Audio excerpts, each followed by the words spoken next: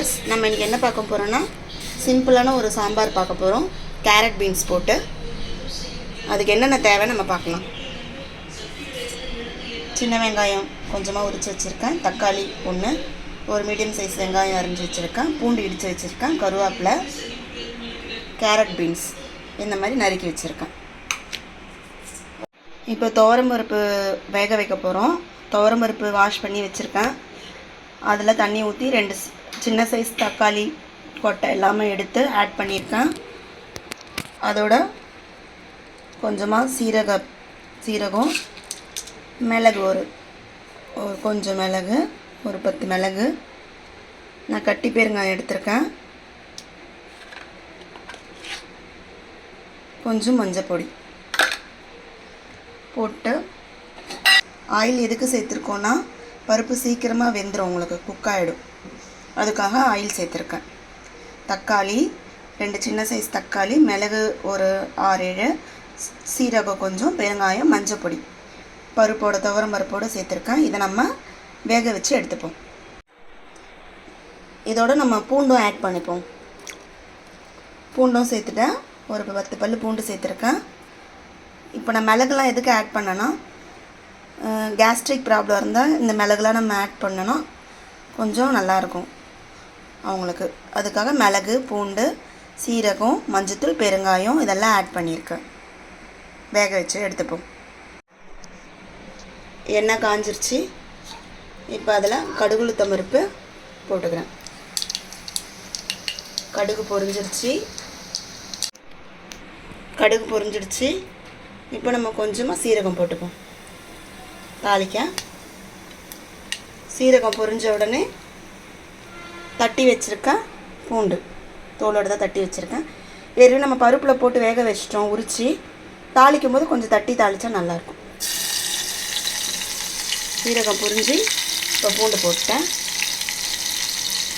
பூண்டு பொரிஞ்சதும் பூண்டு பொரிஞ்சிச்சு. இப்போ கருவேப்பிலை போடுறேன்.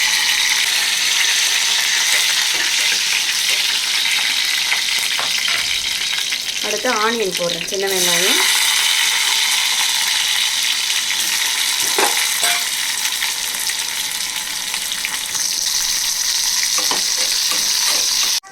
வெங்காயம் ஃப்ரை ஆகிடுச்சு.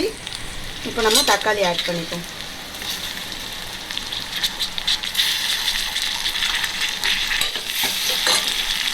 தக்காளியை வதக்கிக்கலாம்.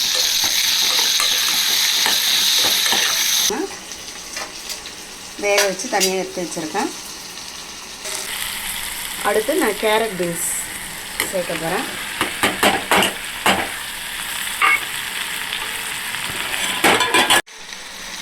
ஃப்ரை ஆகிடுச்சு. இப்போது அது வேகத்துக்கு தேவையான அளவு தண்ணி ஊற்றிக்கும்.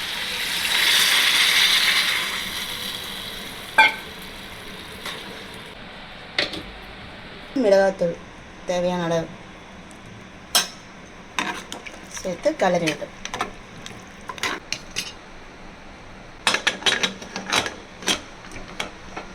குக்கரை மூடிடும். ஒரு விசில் விட்டால் போதும், காய் வெந்துடும். காய் பார்த்திங்கன்னா இப்போ வெந்துருச்சு. இதில் நம்ம வேக வச்ச பருப்பை ஆட் பண்ண போகிறோம்.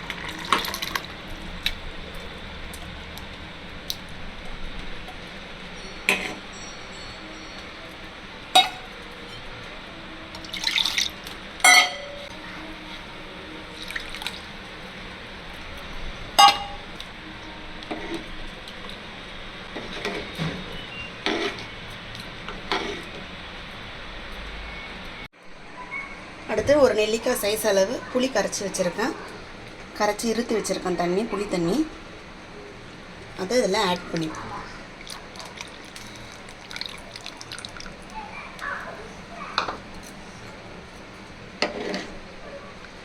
சாம்பார் ரெடி. இது ரைஸ்க்கு நல்லாயிருக்கும், இட்லி தோசைக்கும் நல்லா தான் இருக்கும். புளி தண்ணி ஊற்றிருக்கோம், ஒரு கொதி வரட்டும். இப்போ கொதிச்சிடுச்சு சாம்பார். புளி ஊற்றி கொத்தமல்லி தலையை மேலே தூவிப்போம். அவ்வளோதான் வியூவர்ஸ், சாம்பார் ரெடி ஆகிடுச்சு. இதே மாதிரி நீங்கள் ட்ரை பண்ணி எப்படி இருக்கு எனக்கு கமெண்ட் பண்ணுங்கள்.